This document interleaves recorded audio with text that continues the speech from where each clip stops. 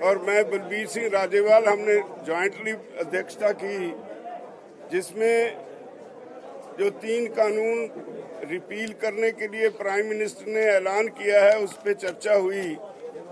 उस चर्चा के बाद कुछ फैसले हुए। एक तो ये कि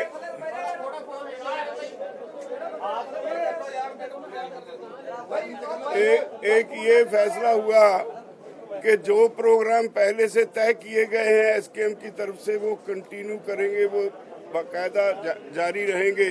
22 को लखनऊ में किसान पंचायत होगी और 26 का प्रोग्राम सारे बॉर्डर्स पे हर जगह पे वो बड़ी गैदरिंग्स होंगी और 29 का वो जो पार्लियामेंट कूच है वो that stands as it is, वो अभी वैसे ही रहेगा।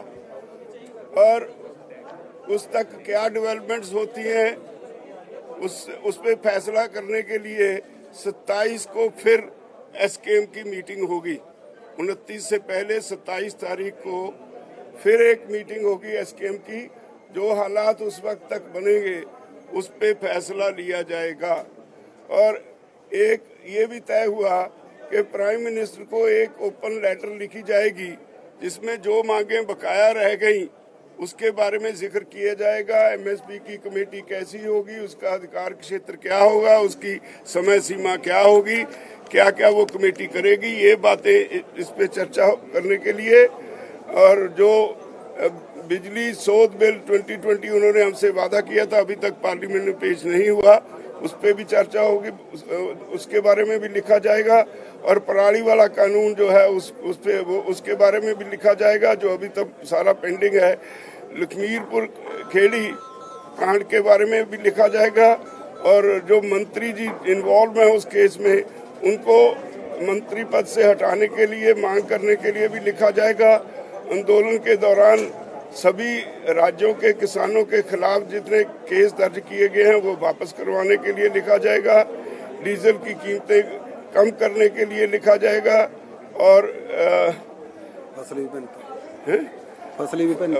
फसली विभिन्नता डाइवर्सिफिकेशन के लिए सारे देश को एक पैकेज देने के लिए कहा जाएगा।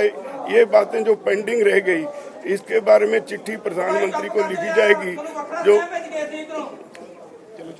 क्या सारी चिट्ठी एक प्राइम मिनिस्टर को चिट्ठी लिखी जाएगी जिसको प्रेस में रिलीज कर दिया जाएगा। तो ये भी फैसला हुआ, हाँ वो मैं पहले कह चुका, 22 से 29 तक जो प्रोग्राम है वो एज इट इज उन पे वो चालू रहेंगे। 27 को 11 बजे कजारिया में फिर मीटिंग होगी जिसमें जो हालात होंगे उस पर चर्चा करके अगला फैसला लिया जाएगा। धन्यवाद। सर कोई मीटिंग ਲਈ ਹਾਲੇ ਤੱਕ ਸੱਦਾ ਆਇਆ ਜਾਂ ਤੁਹਾਡੇ ਵੱਲੋਂ ਕੋਈ ਗੱਲਬਾਤ ਦੀ ਕੋਸ਼ਿਸ਼ ਕੀਤੀ? नहीं, हाले कोई सद्दा नहीं। ਜਦੋਂ ਸਰਕਾਰ ਬੁਲਾਏਗੀ ਗੱਲਬਾਤ ਲਈ ਜਾਵਾਂਗੇ। ਰਾਜੇਵਾਲ ਸਾਹਿਬ, ਐਮਐਸਪੀ ਨੂੰ ਲੈ ਕੇ ਕੋਈ ਗੱਲਬਾਤ ਹੋਈ ਕਿਉਂਕਿ ਬਹੁਤ ਸਾਰੇ ਦੂਜੇ ਸੂਬੇ ਦੇ ਕਿਸਾਨ ਆਗੂ ਲਗਾਤਾਰ ਐਮਐਸਪੀ ਨੂੰ ਲੈ ਕੇ ਲੜ ਰਹੇ ਸੀਗੇ ਤੇ ਹੁਣ ਐਮਐਸਪੀ ਦਾ ਜਿਹੜਾ ਪੇਜ ਪਰ 3 ਕਾਨੂੰਨ ਐਮਐਸਪੀ ਦੇ ਬਾਰੇ ਪ੍ਰਧਾਨ ਮੰਤਰੀ ਨੇ ਜੋ ਐਲਾਨ ਕੀਤਾ ਹੈ ਉਹਦੇ 'ਚ ਕੁਝ ਸਪਸ਼ਟ ਨਹੀਂ। ਮੈਂ ਪਹਿਲਾਂ ਕਹਿ ਚੁੱਕਾ ਉਹਦੀ ਜਿਹੜੀ ਕਮੇਟੀ ਬਣੇਗੀ ਉਹਦੀ ਕੀ ਕਨਸਟੀਟਿਊਸ਼ਨ ਉਹਦਾ ਕੀ ਹੋਏਗਾ, ਉਹਦੀ ਟਰਮਸ ਆਫ ਰੈਫਰੈਂਸ ਕੀ ਹੋਣਗੀਆਂ, ਉਹ ਕਮੇਟੀ ਕਿੰਨੀ ਦੇਰ 'ਚ ਕੰਮ ਨਿਪਟਾਏਗੀ, ਇਹ ਸਾਰੀਆਂ ਗੱਲਾਂ ਅਸੀਂ ਚਿੱਠੀ ਵਿੱਚ ਵੀ ਲਿਖਾਂਗੇ। ਜੇ ਸਰਕਾਰ ਬੁਲਾਏਗੀ ਉਹਦੇ ਵਿੱਚ ਉੱਥੇ ਐਮਐਸਪੀ ਦੇ ਮੁੱਦੇ ਤੇ ਚਰਚਾ ਕਰਾਂਗੇ। ਔਰ ਇਹ ਤੋਂ ਵੀ ਇਲਾਵਾ ਜਿਹੜੀਆਂ ਬਾਕੀ ਦੀਆਂ ਮੰਗਾਂ ਨੇ ਮੈਂ ਹੁਣ ਜ਼ਿਕਰ ਕੀਤਾ ਸਾਰੀਆਂ ਦਾ, ਉਹ ਵੀ ਸਾਰੀਆਂ ਚਿੱਠੀ ਦੇ ਵਿੱਚ ਲਿਖ ਕੇ ਪ੍ਰੈਸ ਨੂੰ ਕੱਲ ਤੱਕ ਰਿਲੀਜ਼ ਕਰ ਦਿੱਤੀ ਜਾਏਗੀ। ਪ੍ਰਧਾਨ ਮੰਤਰੀ ਦਾ ਸਵਾਗਤ ਕਰਦੇ ਹੋ ਸਟੇਟਮੈਂਟ ਦਾ, ਜੋ ਪ੍ਰਧਾਨ ਮੰਤਰੀ ਨੇ ਕਿਹਾ ਕਿ ਕਾਨੂੰਨ ਵਾਪਸ ਲੈਣੇ ਆ, ਹਾਲੇ ਸਵਾਗਤ ਕਰਦੇ ਹੋ? ਚੰਗਾ ਕਦਮ ਚੱਕਿਆ ਪਰ ਸਵਾਗਤ ਵਾਲੀ ਹਾਲੇ ਗੱਲ ਨਹੀਂ, ਹਾਲੇ ਬਹੁਤ ਕੁਝ ਬਾਕੀ ਹੈ। ਇੱਕ ਜਿਹੜੇ ਕਿਸਾਨ ਇਸ ਦਿਨ हाँ देखेंगे क्या करते हैं। 27 की मीटिंग में वो सारी चर्चा करेंगे।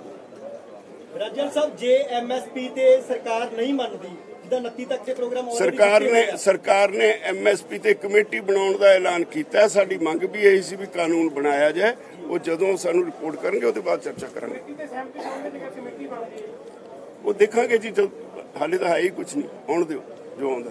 ਪਹਿਲਾਂ ਜੀ ਗੱਲਬਾਤ ਹੁੰਦੀ ਸੀ ਕਿ ਪ੍ਰਪੋਜ਼ਲ ਭੇਜਿਆ ਜਾਵੇ, ਤੁਹਾਡੇ ਵੱਲੋਂ ਕਾਨੂੰਨ ਰੱਦ ਦਾ ਪ੍ਰਪੋਜ਼ਲ ਹੀ ਸਿੱਧਾ ਹੁੰਦਾ ਸੀ ਕਿ ਕਾਨੂੰਨ ਰੱਦ ਕਰੋ, ਗੱਲਬਾਤ ਲਈ ਤਿਆਰ ਹਾਂ। ਕਾਨੂੰਨ ਰੱਦ ਹੋ ਚੁੱਕਿਆ ਤਾਂ ਹੁਣ ਕੋਈ ਕਮੇਟੀ ਦੇ ਲਈ ਤੁਹਾਡੇ ਵੱਲੋਂ ਪ੍ਰਪੋਜ਼ਲ ਦਿੱਤਾ ਜਾ ਨਹੀਂ, ਨਾਲ ਕਿ ਨਾਲ ਇੰਨੇ ਮੈਂਬਰ ਸਾਡੇ ਸ਼ਾਮਲ ਕਰੋ, MSP ਦੀ ਵੀ ਬੜੀ ਅਹਿਮ ਡਿਮਾਂਡ ਸੀ, ਉਹਨੂੰ ਛੱਡਿਆ ਨਹੀਂ ਜਾ ਸਕਦਾ। ਨਹੀਂ, MSP ਦੇ ਮੁੱਦੇ ਤੇ ਕਿਹਾ ਜਾ ਰਿਹਾ ਹੈ ਕਿ ਜੀ ਤੁਹਾਡੇ ਵੱਲੋਂ ਕੋਈ ਕਮੇਟੀ ਦਾ ਆਫਰ ਦਿੱਤਾ ਜਾ ਸਕਦਾ। ਨਹੀਂ, ਕਮੇਟੀ ਦਾ ਤਾਂ ਆਫਰ ਪਹਿਲਾਂ ਅਸੀਂ ਵੀ ਦਿੱਤਾ, ਉਹਨਾਂ ਨੇ ਵੀ ਦਿੱਤਾ, ਕਿਉਂਕਿ ਬਣਨਾ ਕਿੰਨੇ ਮੈਂਬਰ ਲੱਗਦੇ ਕਿ ਤੁਹਾਡੇ ਕਿੰਨੇ ਮੈਂਬਰ ਜਿੰਨੇ ਉਹਨਾਂ ਦੇ ਹੋਣਗੇ ਉਹਨੇ ਸਾਡੇ ਹੋਣਗੇ। ਇਹ ਆਲਰੇਡੀ ਹਰ ਮੀਟਿੰਗ ਵਿੱਚ ਗੱਲ ਹੋ ਚੁੱਕੀ, ਪਰ ਕਿੰਨੇ ਨੇ ਇਹ ਹਾਲੇ ਫਾਈਨਲ ਨਹੀਂ ਹੋਇਆ। ਦੇਖੋ ਜੀ, ਜੋ ਹੁਣ ਤੱਕ ਦੀ ਸਥਿਤੀ ਹੈ ਉਸੇ ਤਰ੍ਹਾਂ ਰਹੇਗੀ। ਕਾਨੂੰਨ ਰੱਦ ਹੋਣ ਤੋਂ ਬਾਅਦ ਕੋਈ ਸਿਚੁਏਸ਼ਨ ਚੇਂਜ ਹੋ ਸਕਦੀ ਹੈ।